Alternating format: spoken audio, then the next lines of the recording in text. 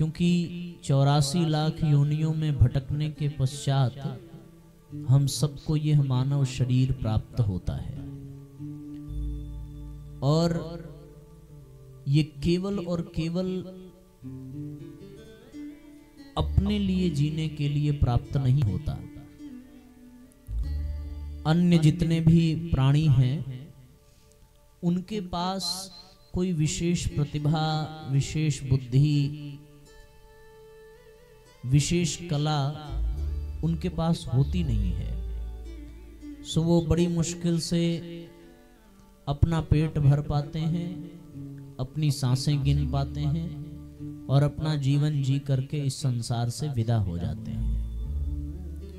लेकिन मनुष्य एक ऐसा प्राणी है जो केवल अपने लिए नहीं बल्कि वो अपनों के लिए भी बहुत कुछ करता है। एक व्यक्ति परिवार में कमाता है तो दर्जन भर व्यक्ति बैठ करके उस परिवार में आराम से अपना जीवन बिताते हैं।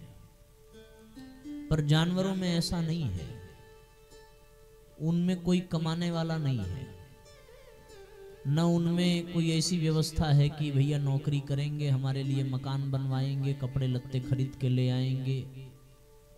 आपने कभी किसी त्योहार पर जानवरों को शॉपिंग करते हुए नहीं देखा होगा। कभी बाजार में आप जाएं और वहां एक तरफ आदमियों की लाइन लगी हो, एक तरफ जानवरों की लाइन लगी हो कि भाई हमारा भी त्योहार है। ये सारी चीजें उनमें नहीं है, पर आदमी के पास ये विशेषता है कि वो अपने लिए भी जीता है और अपनों के लिए भी जीता है। वो अपने बच्चों के लिए, अपने परिवार के लिए, जिसमें जितनी उदारता होती है, जितनी महानता होती है, वो उतने लोगों के लिए अपना योगदान दे करके जाता है।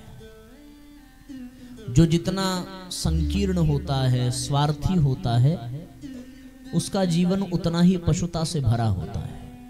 पशु और मनुष्य में केवल अंतर इतना है, हालांकि ये परिभाषा बहुत ठीक नहीं है कि पशु केवल अपने लिए जीता है और मनुष्य केवल अपने लिए नहीं जीता, अपनों के लिए भी जीता है। अब अपनों का दायरा किसके लिए कितना बड़ा है, ये हर मनुष्य के अपनी चिंतन, अपने व्यक्तित्व पर निर्भर करता है। किसी के अपनों का दायरा केवल बीबी बच्चों तक होता है, किसी के अपनों का दायरा पड़ोसियों तक होता है, किसी के अपनों का दायरा रिश्तेदारों तक होता है, किसी के अपनों का दायरा पूरे गांव तक होता है, और कोई पूरे राष्ट्र को ही अपना समझता है और उसमें अपने जीवन को, अपने बलिदान को लगा देता है। जिसकी जैसी सोच रहती है उसका दायरा अपनेपन का उतना ही बड़ा होता है और उसी अनुसार वो अपनों के लिए विशेष भूमिका निभा पाता है। हालांकि जो अभी हमने कहा कि जानवर केवल अपने लिए जीते हैं,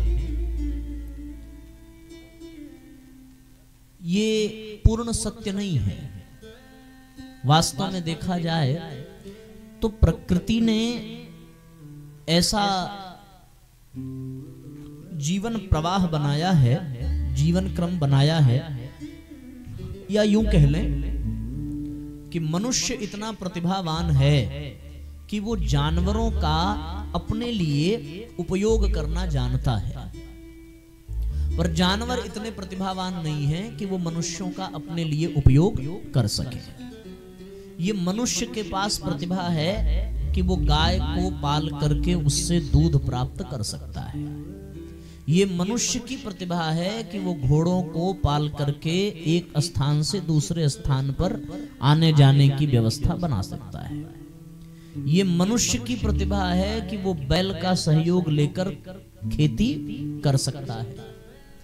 ये मनुष्य की प्रतिभा है कि वो कुत्तों को अपने दरवाजे पर पाल पोस करके अपने परिवार की सुरक्षा का भार उन पर दे सकता है। ये मनुष्य की विशेषता है। सो अपनी विशेषता के कारण, अपनी प्रतिभा के कारण मनुष्य उन जानवरों का भरपूर सहयोग लेता है और वो जानवर सहयोग करने में पीछे हटते भी नहीं है। वो अपने लिए कुछ बचाते नहीं है।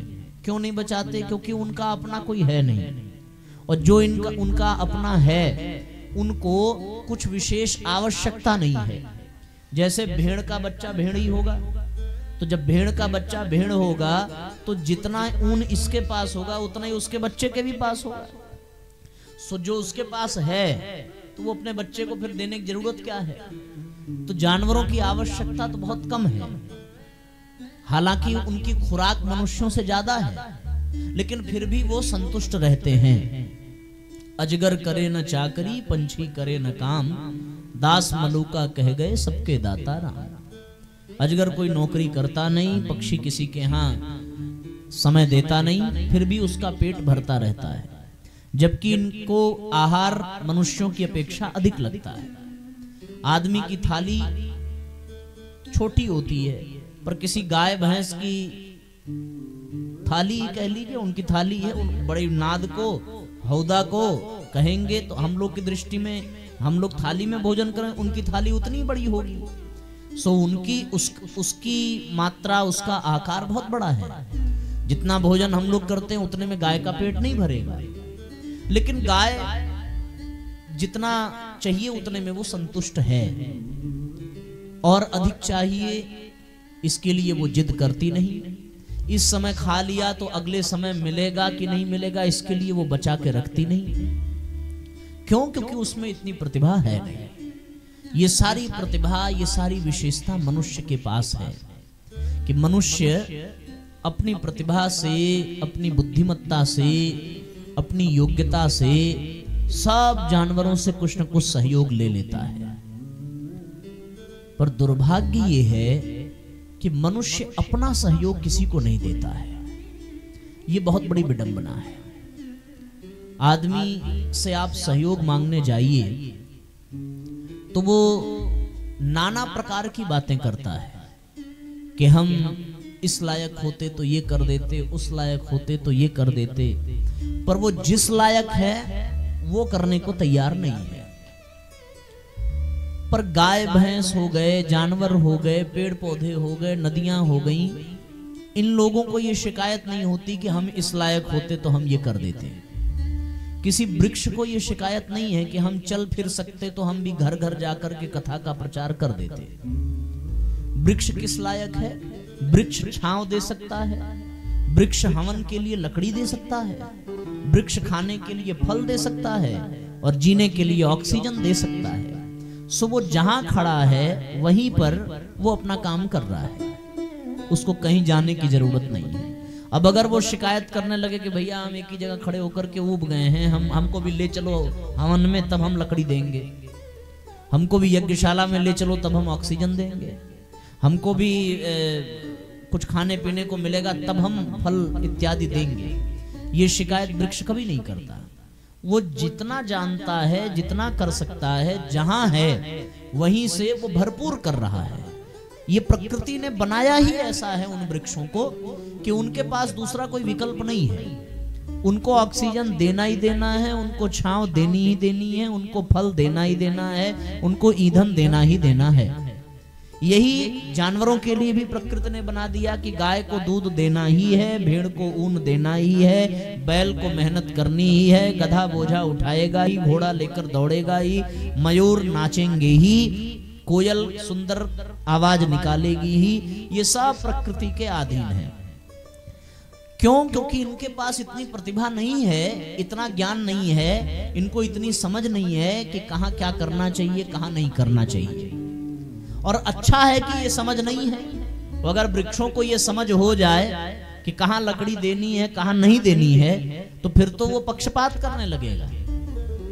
जिससे उसकी पटेगी उसको लकड़ी देगा, जिससे नहीं पटेगी उसको नहीं देगा। पर ये ज्ञान कब करना चाहिए, क्या करना चाहिए, कितना करना चाहिए, ये सबसे ज्यादा मनुष्य को है। और मनुष्य के पास वृक्षों की अपेक्षा, जानवरों की अपेक्षा अधिक प्रतिभा, अधिक बुद्धिमत्ता, अधिक विशेषता है। सो इसलिए देने की परंपरा में, देने की प्रक्रिया में जो सबसे अधिक दे सकता है वही सबसे पीछे है, और जो सबसे कम देने के लायक हैं वो सब सबसे आगे हैं।